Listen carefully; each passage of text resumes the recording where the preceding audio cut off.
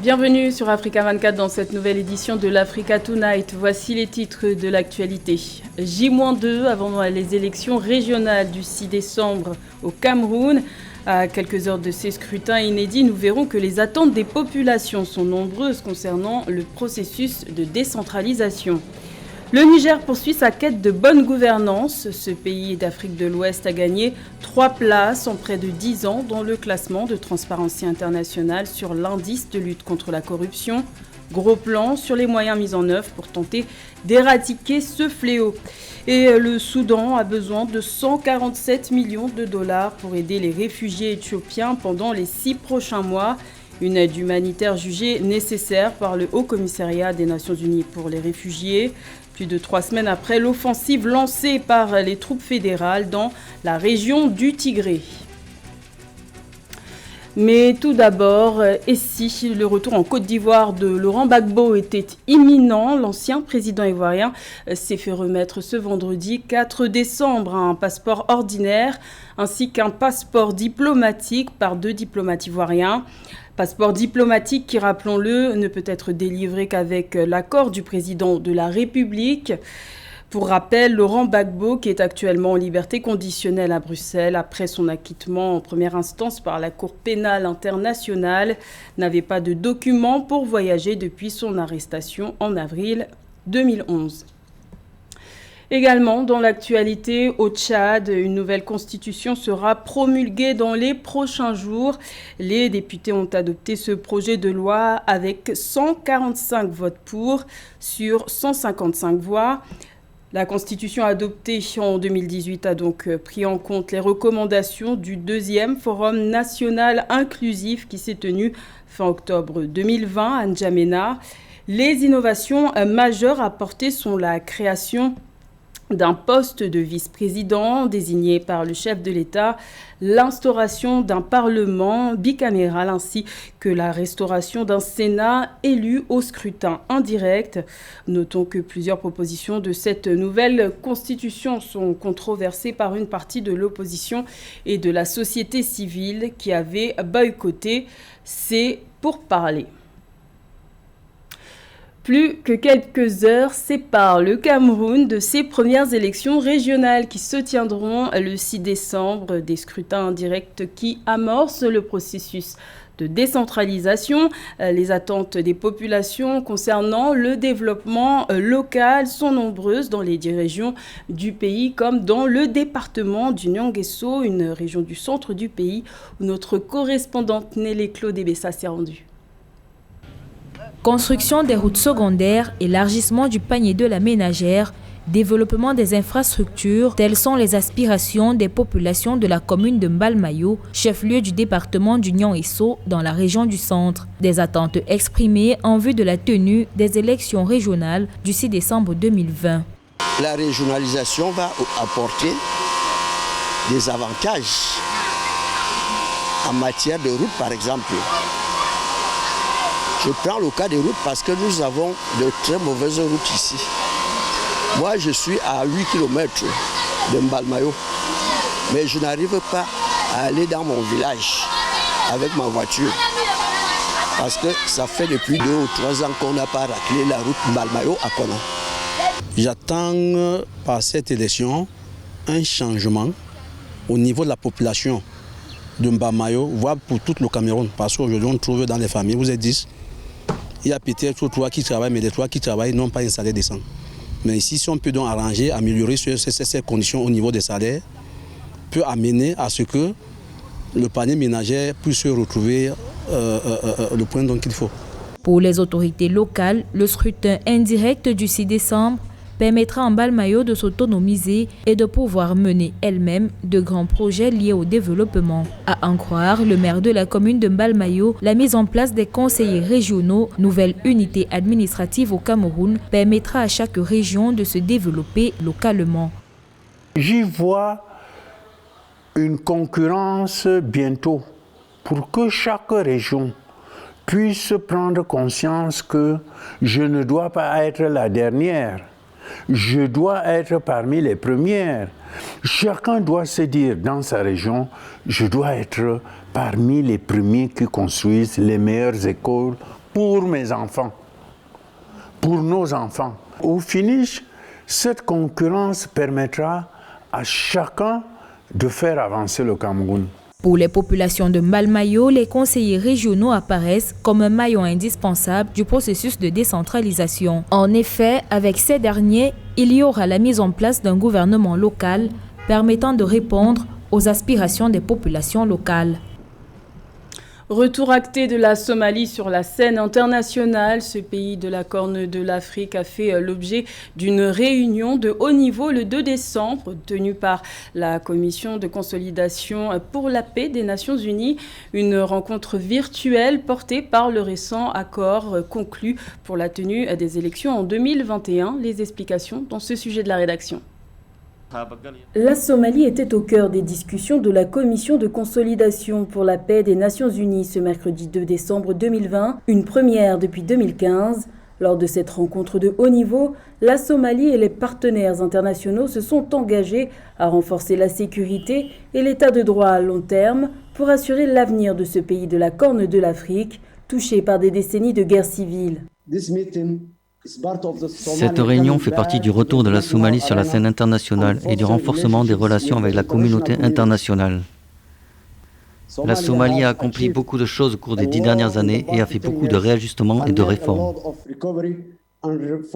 La nomination du Premier ministre Mohamed Hussein Roble en septembre 2020 a permis aux leaders régionaux de parvenir à un accord sur les modalités du vote fédéral après des mois de tension. Ce nouvel élan politique axé sur la réconciliation nationale pourrait également servir à renforcer le rôle des femmes, encore peu présentes dans le processus politique somalien.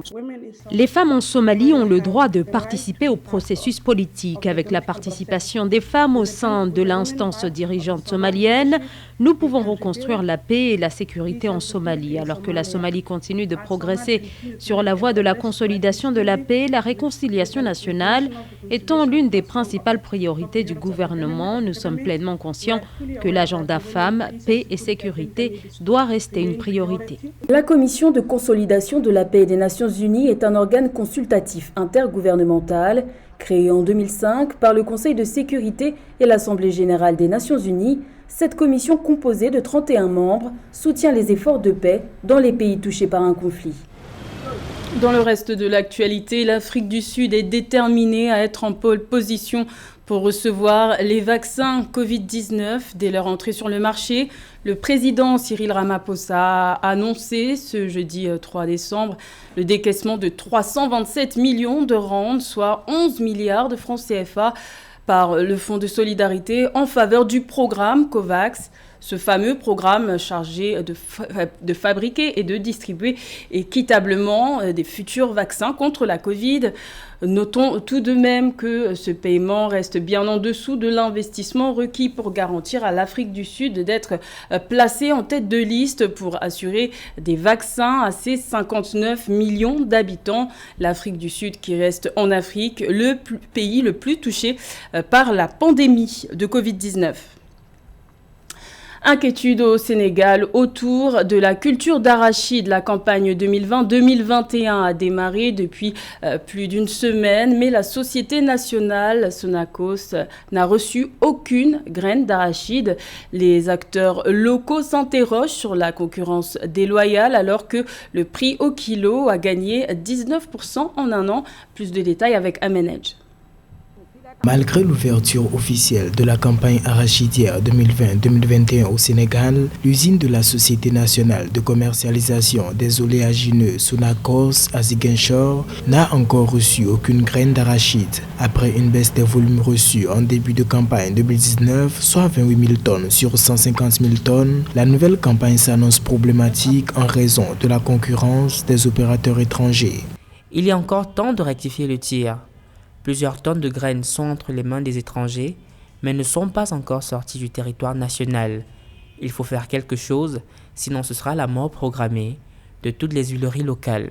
L'industrie arachidière peine à survivre car les opérateurs étrangers s'approvisionnent directement auprès des producteurs locaux au lieu de passer par les circuits normaux d'importation, générateurs de recettes fiscales et d'emplois. Qui dit subvention de l'État dit que l'État aujourd'hui a encore les moyens, avec cette situation du Covid, de pouvoir financer cette activité, en tout cas ne serait-ce que pour la campagne agricole à venir. Parce qu'aujourd'hui, les revenus de l'État sénégalais ont nettement baissé, vu le ralentissement économique, et il va falloir que l'État trouve des moyens financiers pour continuer à subventionner ce secteur d'activité. Cela fait longtemps au Sénégal, à l'occasion de chaque campagne de commercialisation d'arachides, que les Asiatiques font irruption sur le marché pour proposer des prix plus alléchants aux producteurs que celui pratiqué par l'État du Sénégal.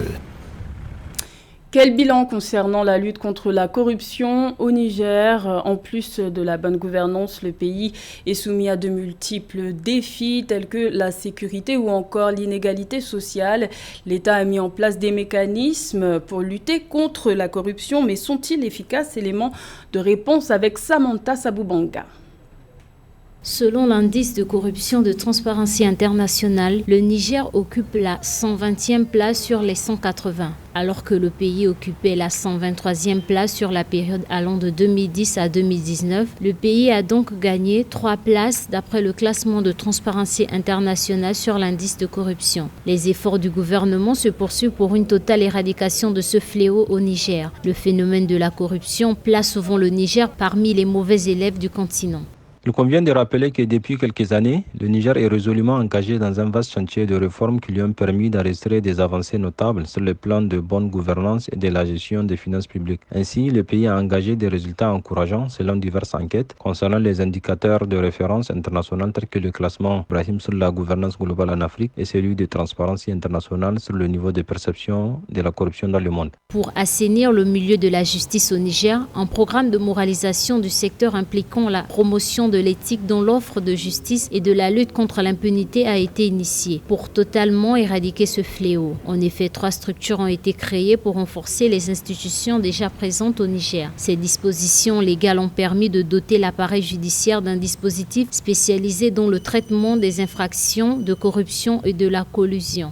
Travailler efficacement et vigoureusement pour accroître la transparence de l'action publique, appliquer la politique de la tolérance zéro contre la corruption en sanctionnant sévèrement les contrevenants, mettre aussi l'accent sur la sensibilisation des entreprises et de la société sur le danger que représente la corruption dans le pays. Également, il faudra faciliter le libre fonctionnement des marchés et continuer à promouvoir la démocratie ainsi que l'état de droit. Il revient aussi aux citoyens de s'organiser pour contrôler l'action publique, aussi s'impliquer dans les politiques publiques et demander des comptes aux autorités. Pour les observateurs, la corruption sévit constamment le Niger et la gouvernance n'a pas encore atteint une qualité significative au point où on peut parler de bonne gouvernance au Niger. 147 millions de dollars, c'est la somme jugée nécessaire pour aider les réfugiés éthiopiens au Soudan, selon le Haut-Commissariat des Nations Unies pour les réfugiés. Depuis le début des hostilités dans la région du Tigré, le 4 novembre, le nombre de déplacés éthiopiens ne cesse d'augmenter. Il serait pas moins de 43 000 selon l'ONU. Les explications de Joël-Marie Ballot. Pour répondre à l'afflux continu des réfugiés en provenance d'Éthiopie, le gouvernement soudanais a besoin de 147 millions de dollars pour les 6 prochains mois. Entre 500 et 600 réfugiés traversent la frontière soudano-éthiopienne chaque jour. Ces derniers fuient les combats dans la région du Tigré qui oppose les rebelles du Front de libération du peuple du Tigré à l'armée régulière éthiopienne depuis le 4 novembre 2020. Le Soudan a besoin de 147 millions de dollars pour 6 mois afin de fournir à ces réfugiés de l'eau, des abris et des services de santé. Nous attendons que des donateurs fournissent ces fonds dès que possible. Depuis le début de ce conflit, pas moins de 43 000 réfugiés éthiopiens ont été recensés au Soudan alors que le pays traverse sa propre crise économique, mais également une transition politique fragile depuis le départ en avril 2019 de l'ex-président Omar el-Béchir. Il est nécessaire d'appuyer le gouvernement à sécuriser le territoire, à avoir des facilités telles que les points d'eau, des routes, mais aussi au niveau des réfugiés, il va falloir travailler à mettre ensemble les populations dans un cadre de vivre ensemble. Vous savez bien, les Soudanais souffrent déjà et subissent la pression des réfugiés qui arrivent. Tant que la population ne va pas accepter les réfugiés, toutes les aides qui seront faites vont créer d'autres problèmes. Il faut à la fois aider les populations locales qui souffrent et apporter des aides aux réfugiés de Tigré qui arrivent au niveau du Soudan. À ce jour, les Nations Unies ont envoyé 32 tonnes d'aide humanitaire pour les réfugiés éthiopiens au Soudan. Une deuxième cargaison de vivres devrait être acheminée à Khartoum. Selon les agences humanitaires, le nombre de réfugiés pourrait quintupler d'ici les 6 prochains mois. C'était le journal de la rédaction. Merci de l'avoir suivi. L'information continue sur Africa 24.